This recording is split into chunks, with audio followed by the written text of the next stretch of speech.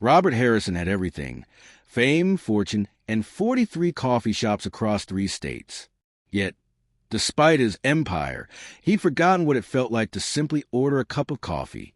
On a gray Tuesday morning, wearing a wrinkled jacket and a baseball cap pulled low, he stood outside his flagship cafe, just another face among strangers.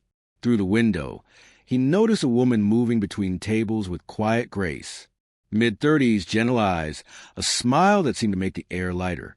Her name tag read Joyce. He remembered it from payroll reports, for years with the company, but seeing her now was different. Something about her steadiness made him pause.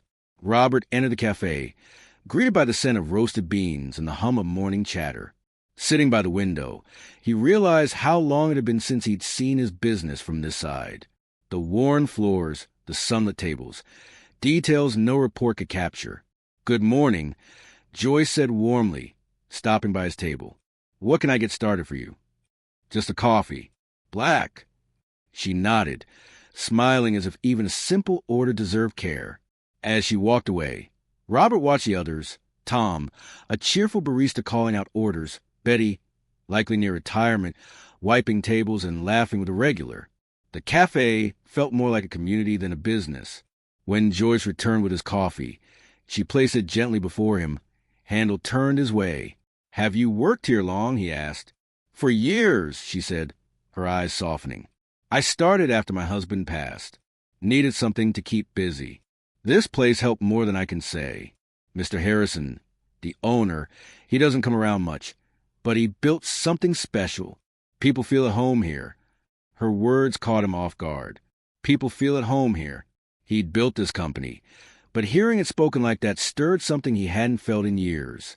Over the next hour, Robert quietly watched his cafe come alive. Joyce calmed the frustrated customer with patience that disarmed anger into laughter. Tom remembered a complicated drink order by heart. Betty shared stories that made strangers feel like family. But he also noticed what wasn't right: the grinding coffee machine, Joyce's worn shoes, Tom asking her to cover his shift because of his second job. His spreadsheets didn't show that kind of strain. They didn't show the compassion and personal sacrifices that made his cafes feel human. When Joyce refilled his cup without charge, Robert didn't care about the lost dollar. He cared that she did it instinctively, as though kindness were policy. "You seem deep in thought," Joyce said, studying him. "Just realizing I've missed what matters," he replied. She smiled knowingly. "My late husband used to say, 'Look for the good in ordinary moments. That's where the real treasure hides.'" He was right about that. That night, back in his penthouse overlooking the glittering city, Robert couldn't stop thinking about Joyce. Her quiet strength, her generosity. For the first time in years, he felt hollow amid his success. The next morning, he returned to the cafe. Joyce greeted him like an old friend. "Back again. That's a good sign."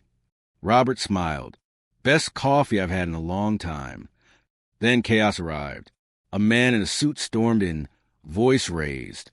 "Where's Joyce Martinez?" It was Charles Mitchell, Robert's regional manager. The cafe fell silent. Joyce stepped forward calmly. "I'm Joyce. How can I help you, Mr. Mitchell?" He sneered.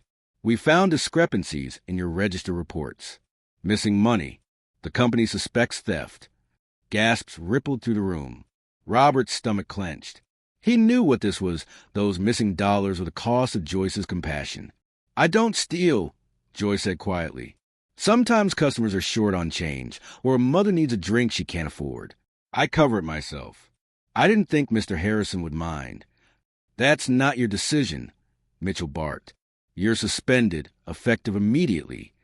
Tom stepped forward, fists clenched. "She's honest. If anyone checked, you'd see she pays for half those drinks out of her own tips." Betty joined in, voice trembling with anger. "That woman's heart is worth more than this whole company." Robert's pulse thundered in his ears. The room that had once been his pride now felt like a mirror reflecting everything he'd lost: his humanity, his purpose. Watching Joyce tremble under false accusation, he realized this was a test of the man he'd become.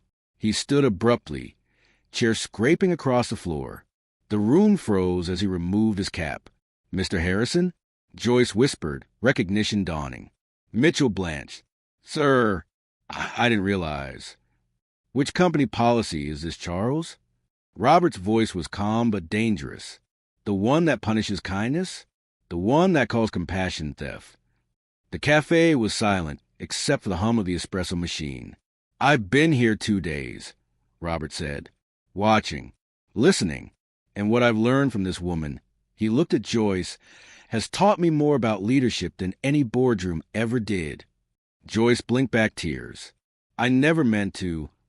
You haven't stolen from me, Robert said firmly. You've given something priceless.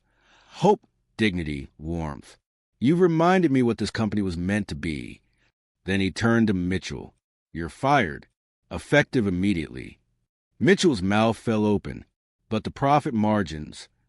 The policies are changing, Robert said, pulling out his phone. Legal department? Draft a new company rule. Every cafe manager is authorized to give free drinks and meals to customers in need. The cafe erupted in applause. Joyce covered her face, sobbing quietly. Robert smiled through his own tears. Joyce, help me rebuild this company the right way. Not around profits, but people. 6 months later, the same cafe looked both familiar and transformed.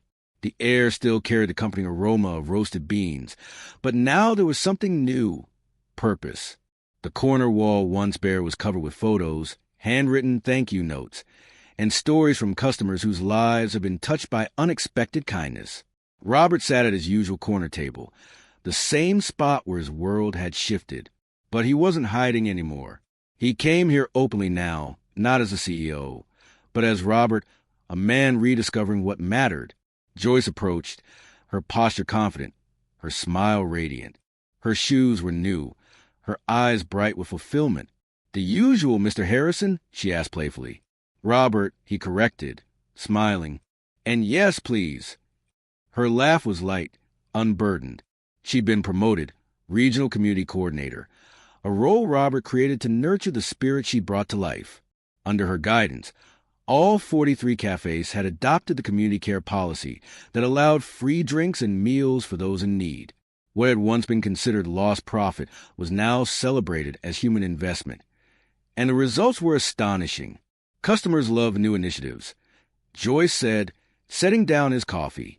Betty even started a board for letters from people we've helped. You should see it. There's a thank you note from a single mom who says this place gave her hope again. Robert turned toward the display. Each letter was a story. A student studying late who'd been treated to coffee, an elderly man who found companionship, a struggling father who'd been offered a meal without shame. Every note was a testament to the ripple of compassion that had begun with Joyce's simple acts. Do you ever stop to realize, Robert said quietly, that this all started because of you? Joyce smiled, shaking her head. No, Robert. It started because of your grandmother. You just needed someone to remind you. Her words made his chest tighten with emotion. He'd spent years measuring success by numbers, forgetting that the company had been born from one woman's belief that kindness mattered. Now that belief had come full circle. Tom bounded over, still brimming with youthful energy, but now wearing an assistant manager badge. Robert, you got to see this. He turned his phone toward him. Mrs. Patterson posted about us again. Robert leaned forward to read the screen. Harrison's Café isn't just a coffee shop. It's a home. Months ago, I was at my lowest, and a kind waitress made me feel human again. I come here every week because here people care. Dozens of comments followed. Customers sharing stories of how the cafe had changed their days, even their lives. Robert's eyes softened.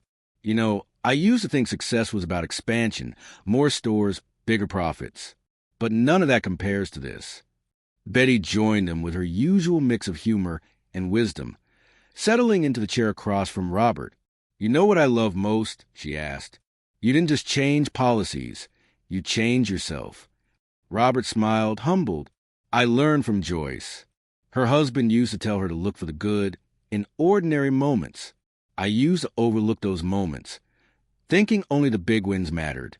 Now I see this, he gestured around the cafe, is where the extraordinary really lives.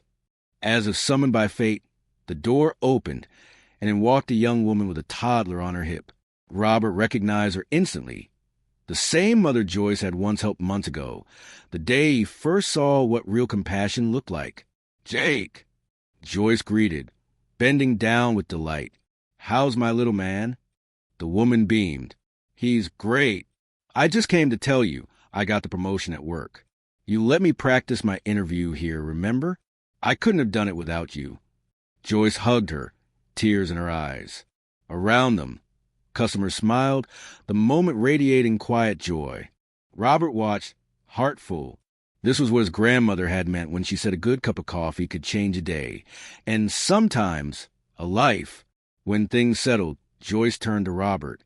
"You look like a man lost in thought again." "Just grateful," he said. "You've given me more than I can ever repay." Joyce shook her head. "You gave me a job when I needed it most. You built the place that gave me purpose. I think we're even."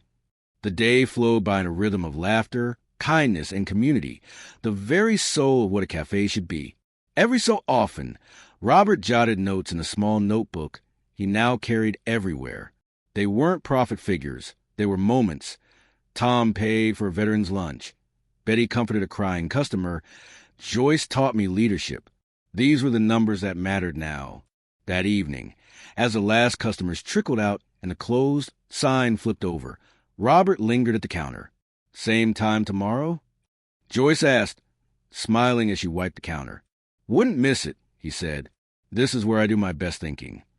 As he stepped outside, twilight painted the city in gold and rose. He paused to look through the window one last time, Joyce laughing with Betty, Tom locking the register, a couple sharing dessert at the corner table. People feel at home here. Those were the three words that had changed everything. They had become more than an observation. They were now the company's guiding principle, engraved on a new mission statement hanging above the counter. Harrison's Café, where everyone feels at home. Underneath it, in smaller print, inspired by the kindness of our team, led by the heart of Joyce Martinez. 6 months earlier, Robert Harrison had walked into this cafe searching for flaws in his business. He'd found, instead, the missing pieces of himself, the man his grandmother raised, the leader he was meant to be. The empire he'd built was thriving again, but this time, not because of clever marketing or aggressive growth. It thrived because it cared. Because every cup of coffee now carried a little piece of humanity with it. As Robert turned down the street, the evening breeze carried faint laughter from inside the cafe. He smiled to himself, pulling his jacket tighter. He'd once built coffee shops. Now he built homes, one cup, one kindness, one ordinary miracle at a time.